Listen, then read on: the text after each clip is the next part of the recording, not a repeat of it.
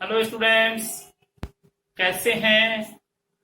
आइए आज हम आपको समास में अव्ययीभाव समास के बारे में पढ़ा रहे हैं। अव्ययीभाव समास की परिभाषा और अव्ययीभाव समास के उदाहरणों के बारे में आपको दिखा रहे हैं। देखिए, अव्ययीभाव का जो नाम है वह स्पष्ट होता है कि अव्यय से संबंधित यहाँ पर कुछ है, यानी कि वह समास जिसमें पहला पद अव्यय का होता है,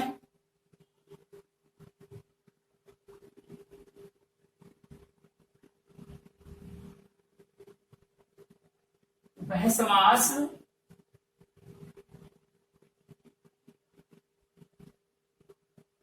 जिसमें पहला पद अव्यय का होता है। पहले का मतलब हमने कल आपको बताया था, पूर्व पद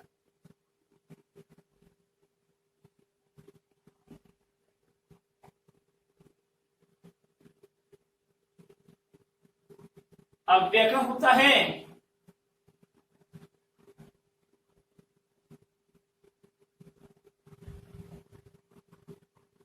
और दूसरा पद यानी उत्तर पद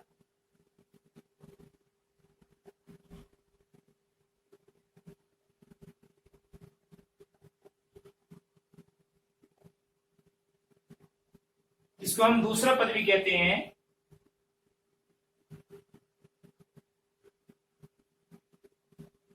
संज्ञा या सर्वनाम का होता है।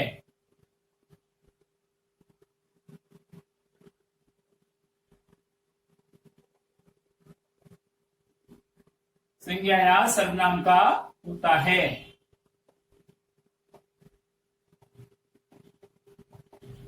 उसे अव्ययीभाव समास कहते हैं।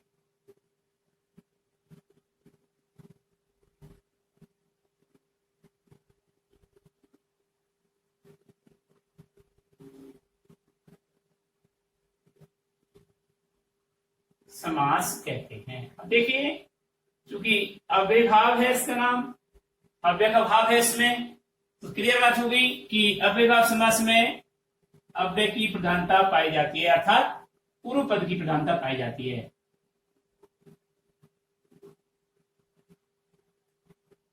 अव्ययीभाव समास में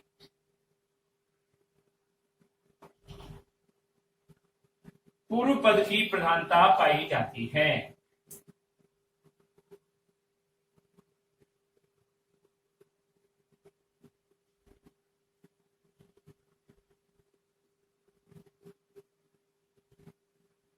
कहने का मतलब ये हुआ कि इसमें पूर्व पद प्रधान होता है।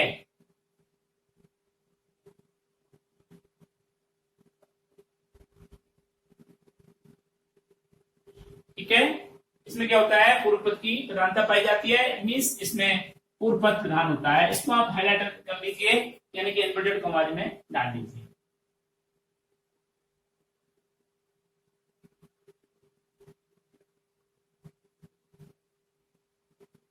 इसके बारे में एक कंडीशन और दी है। क्या दी है कि इसके लक्षण क्या है, इसकी पहचान क्या है, कैसे इनको पहचानेंगे, कैसे लक्षण है, मतलब अव्ययीभाव समास के लक्षण क्या है। लक्षण का मतलब वाक्य में आप कैसे पहचान पाएंगे इसको।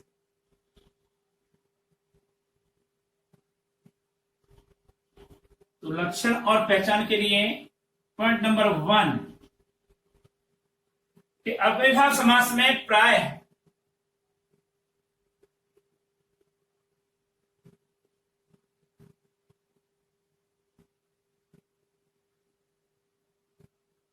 अव्ययीभाव समास में प्राय पूर्व पद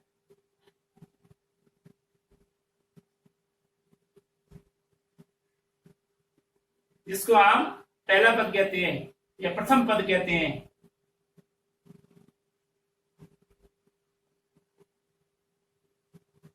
या करके लिख सकते हो, या पहले पद की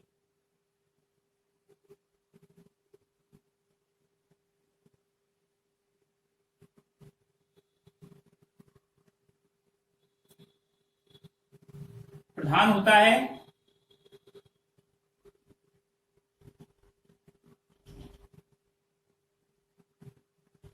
पहली पहचान तो ये हुई। इसकी दूसरी पहचान है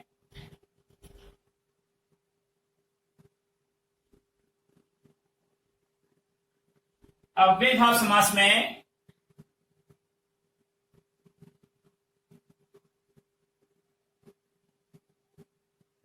अव्यय पदों में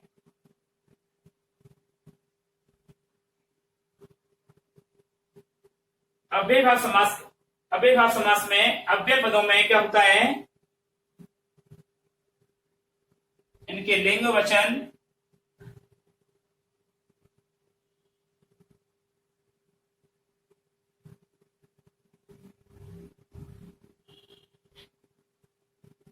लिंग वचन कारक काल, इनके लिंग वचन कारक काल, लिंग वचन कारक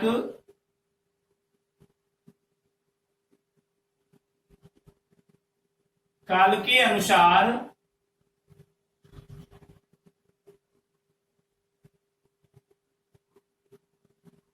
नहीं बदला जाता है।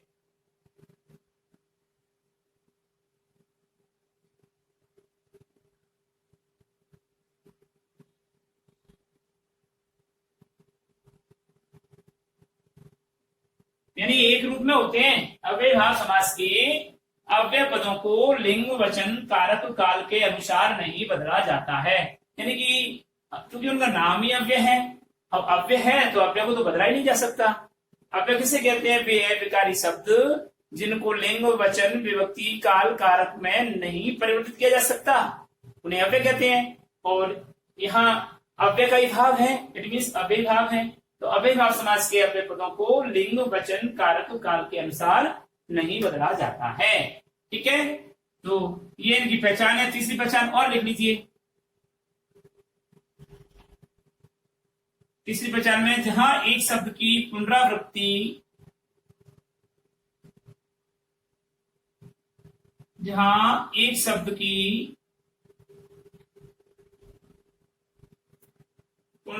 हो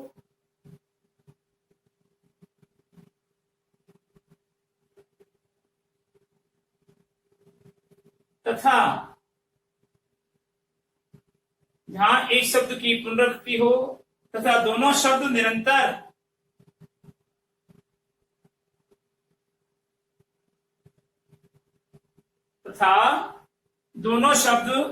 निरंतर अव्यय की तरह प्रयुक्त हो,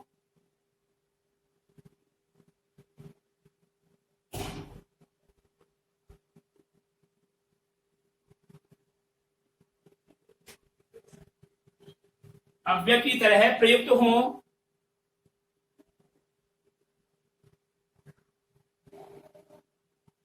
तो वहां क्या होता है, वहां भी अव्ययीभाव समास होता है।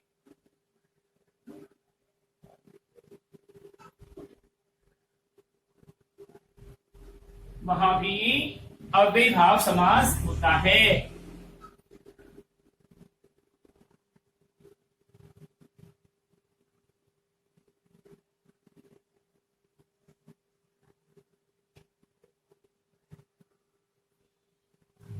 ठीक है जी, तो यहां पर अव्ययीभाव समास की पहचान के बारे में 3 बिंदु हमने आपको लिखवाए। क्या कि अव्ययीभाव समास में प्राय पूर्व पद का या पहले पद का क्या होता है, प्रधानता पाई जाती है। दूसरा बिंदु लिखवाया है कि अव्ययीभाव समास के अव्यय पदों को लिंग वचन कारक काल के अनुसार नहीं बदला जाता है क्योंकि ये अव्यय होते हैं। जहां एक शब्द की पुनरावृत्ति हो तथा दोनों शब्द निरंतर अव्यय की तरह प्रयुक्त हो, वहां भी अव्ययीभाव समास होता है। और चौथा बिंदु इसका एक और लिख लीजिए कि संस्कृत के उपसर्ग रहित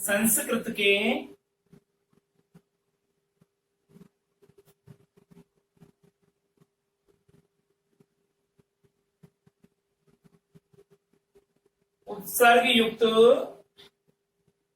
पद भी अव्ययीभाव समास के होते हैं।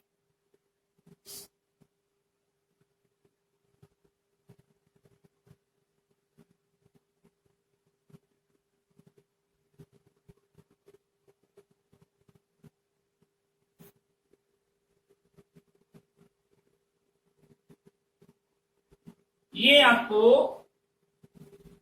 4 बिंदु हमने पहचान के लिए, इसके लक्षणों के लिए बताए हैं। इनके आधार पर हम वाक्य में पहचान कर पाएंगे। अब देखिए उदाहरण के लिए आइए, मैं मिटा रहा हूं इसको।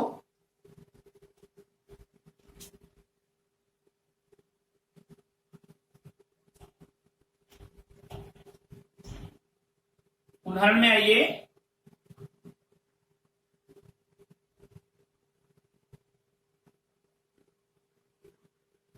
यहां लिखेंगे आप समस्त पद,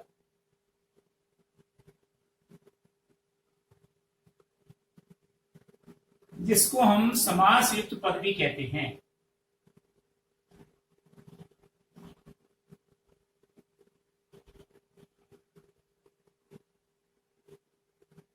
ठीक है, और इधर लिखेंगे आप समास विग्रह।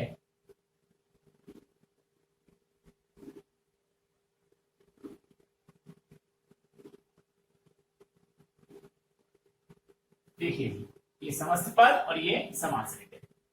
जैसे हमने लिख लिया यथाशक्ति, नंबर 1 यथाशक्ति,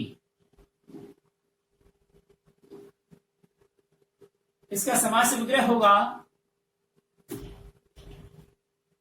शक्ति के अनुसार।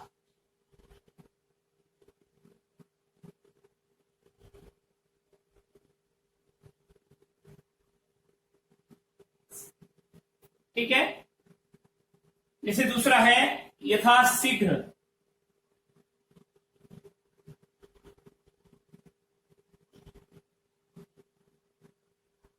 इसका समास विग्रह होगा जितना शीघ्र हो।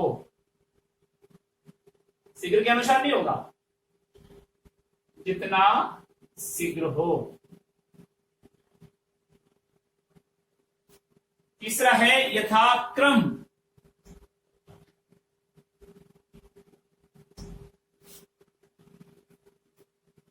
या फिर इसको ये लिखिए शीघ्रता के अनुसार।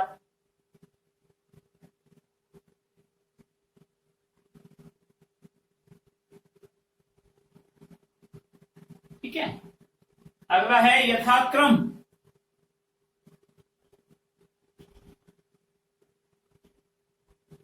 यथाक्रम इसका बनेगा क्रम के अनुसार। जरूर नहीं है दूर लगे, नजदीक ले लो, क्रम के अनुसार।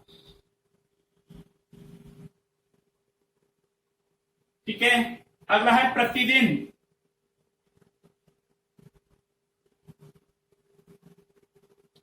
प्रतिदिन का बनेगा हर दिन।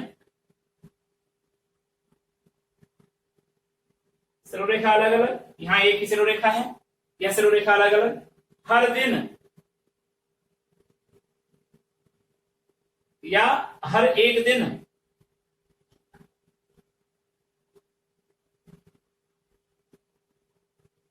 और इसका तीसरा भी दिन दिन, ये भी हो सकता है। ठीक है, दिन और दिन नहीं होगा, ये आपके समास विग्रह हो सकता है हर दिन, हर एक दिन, दिन दिन। अगला देखिए,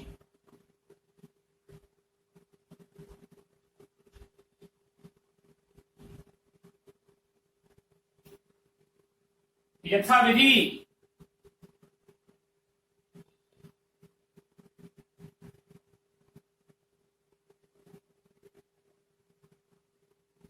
तो इसमें आएगा विधि के अनुसार।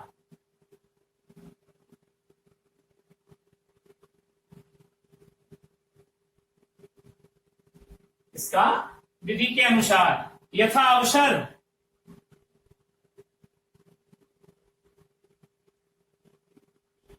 इसका बनेगा अवसर के अनुसार।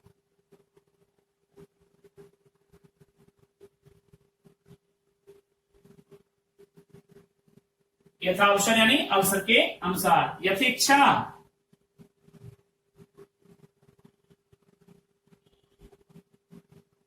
फिर वही इच्छा के अनुसार।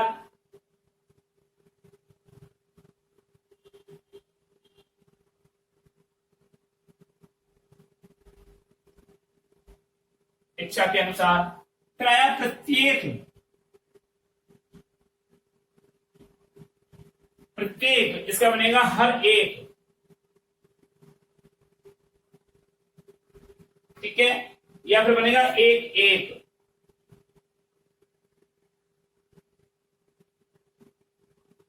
या फिर बनेगा प्रति एक।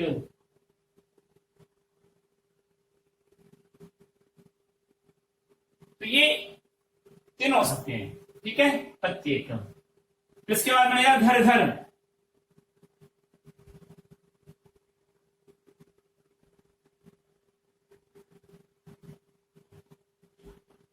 घर घर में देखिए इसका बनेगा प्रत्येक घर। प्रति एक घर या प्रत्येक घर। प्रत्येक घर या प्रत्येक घर। और बहुत है इसका, किसी भी घर को न छोड़कर, एक ये भी लिख दो आप लिखा हो, किसी भी घर को न छोड़कर। ठीक है, ये घर घर हो गया। अब आता है हाथों हाथ।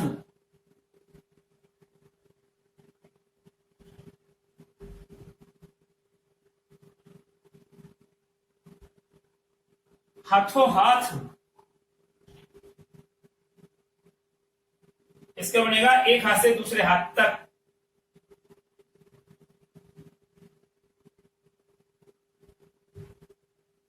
एक हाथ से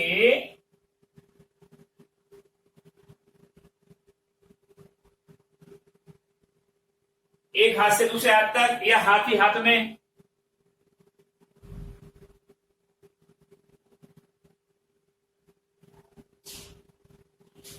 एक हाथ से दूसरे हाथ तक या हाथ ही हाथ में। और जैसे आमरण,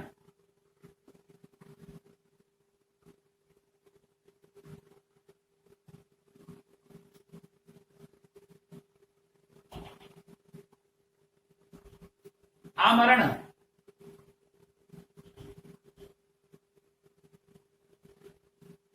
आमरण का होता है मृत्यु पर्यंत। उधर है, सॉरी, इधर लिखना था हमको। आमरण का है मरने तक, तो मरण पर्यंत या मरण पर्यंत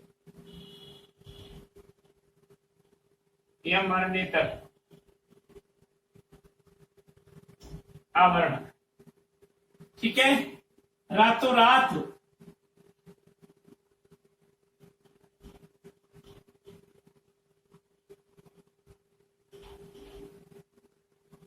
रातों रात में देखिए आप,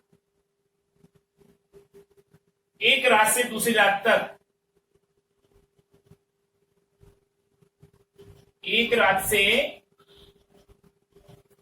दूसरी रात तक। असल।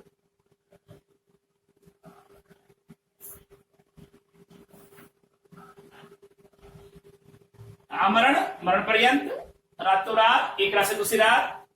और अब आता है दरअसल, यानी कि असल में।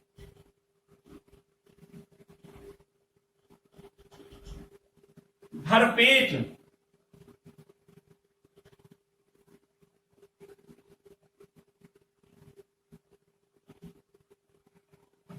भरपेट का है पेट भरकर।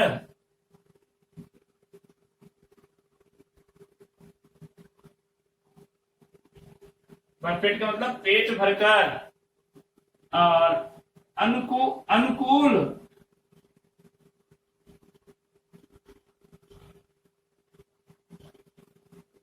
अनुकूल का मतलब है जैसा कूल है वैसा।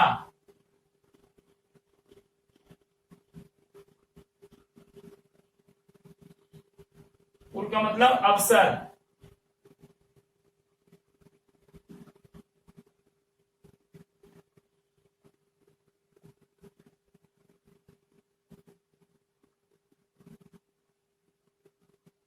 अवसर का मतलब समय।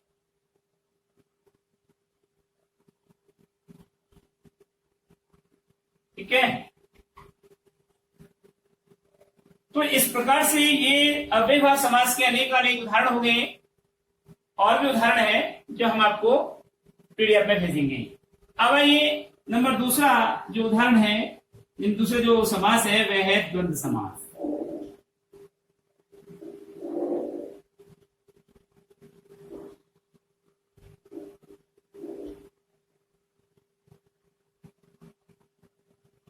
ये है जी देहलन, वह है ये देहलन।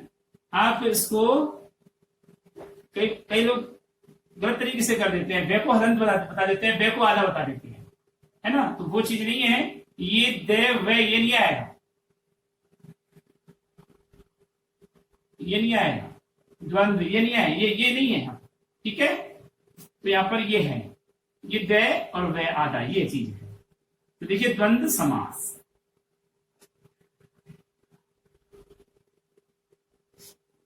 वह समास, द्वंद्व समास का मतलब होता है जोड़ा। द्वंद्व का मतलब होता है जोड़ा। तो जोड़े का मतलब युगल। तो वह समास जिसमें दोनों ही पदों की प्रधानता पाई जाती है, एक पद की प्रधानता नहीं होती है, उसे हम द्वंद्व समास कहते हैं। दोनों ही पदों की प्रधानता होती है, दोनों ही समास विग्रह करते समय दोनों ही पदों में समान विभक्ति का प्रयोग किया जाता है, उसे द्वंद्व समास कहते हैं। तो देखिए वह समास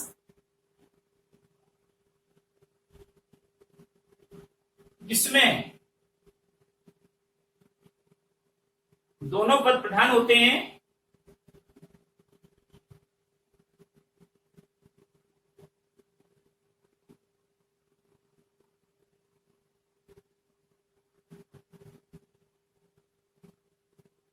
वह समास जिसमें दोनों पद प्रधान होते हैं, अर्थात कहने का मतलब ये हुआ कि दोनों पदों की प्रधानता पाई जाती है।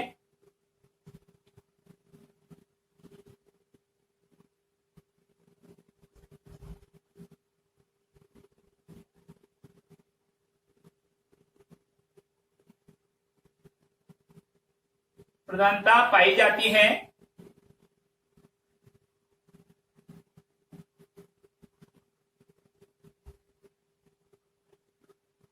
तथा समास विग्रह करते समय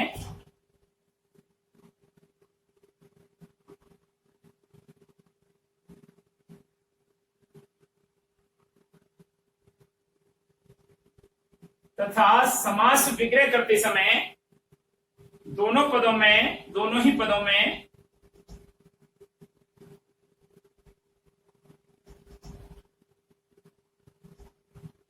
समास विग्रह करते समय दोनों ही पदों में समान विभक्ति प्रयुक्त होती है।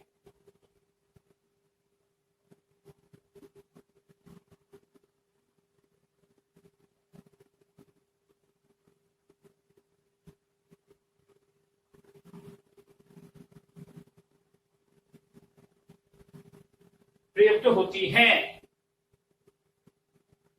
उसे द्वंद्व समास कहते हैं।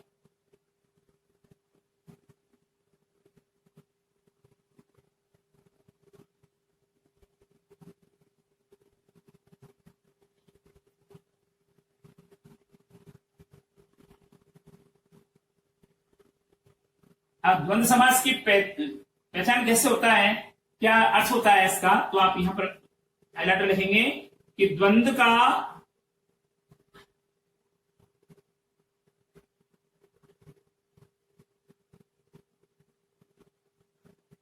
तात्पर्य है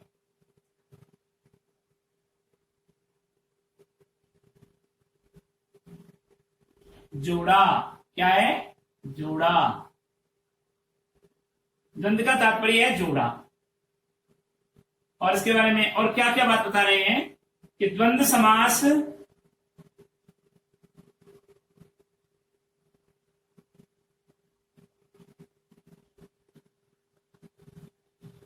द्वंद्व समास में किसी भी एक पद की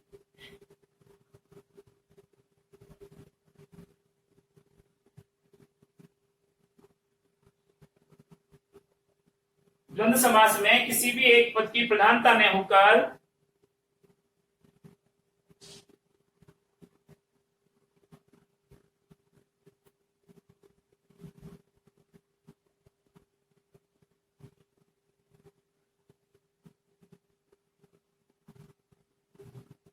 प्रधान न होकर दोनों पदों की प्रधानता पाई जाती है। दोनों ही पद प्रमुख होते हैं या प्रधान होते हैं। यह है हमारे द्वंद्व समास के बारे में। और अब हम द्वंद्व समास के उदाहरणों को पढ़ेंगे कि द्वंद्व समास के कैसे द्वंद्व समास को बनाया जाता है। तो देखिए वही एग्जाम्पल देखिए, समस्त पद और जैसे सीताराम, तो इसका बनेगा सीता और राम। सीता और राम।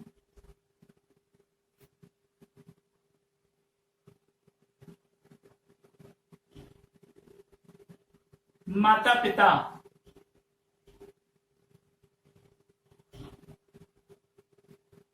माता और पिता। ठीक है, ये उदाहरण है। इसके लिए मैंने उदाहरण समझाया है। इसके लिए तीसरा पॉइंट चल करके आया कि समास विग्रह करते समय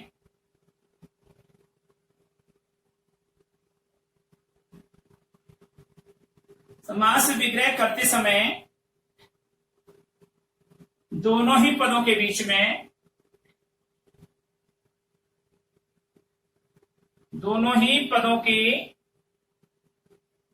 बीच में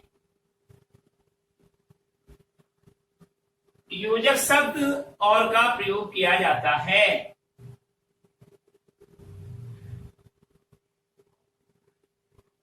और का प्रयोग किया जाता है। ठीक है,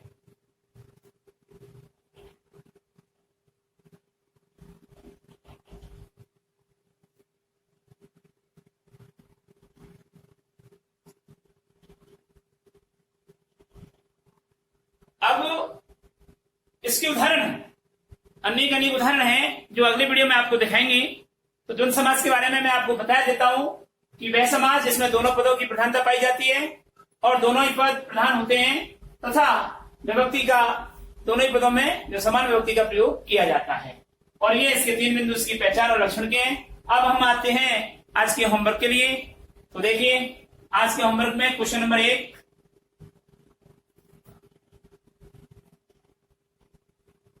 द्वंद्व अव्ययीभाव समास को सेट अव्ययीभाव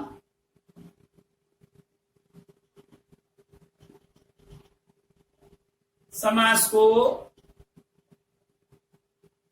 सोदाहरण समझाइए।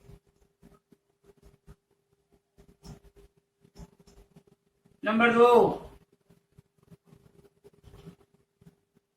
द्वंद्व समास किसे कहते हैं?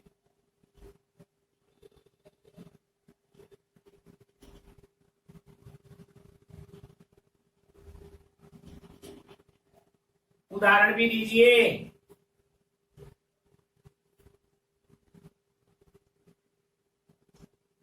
नंबर 3, अव्ययीभाव समास को के लक्षण या पहचान लिखिए। ये तीनों ही प्रश्न आपको होमवर्क में करके लाने हैं। आज तक इतना ही काफी। अगले वीडियो में हम द्वंद्व समास के अनेक अनेक उदाहरणों के साथ अगले समास की ओर चलेंगे, बहुब्रीहि समास पढ़ाएंगे। तब तक के लिए नमस्कार।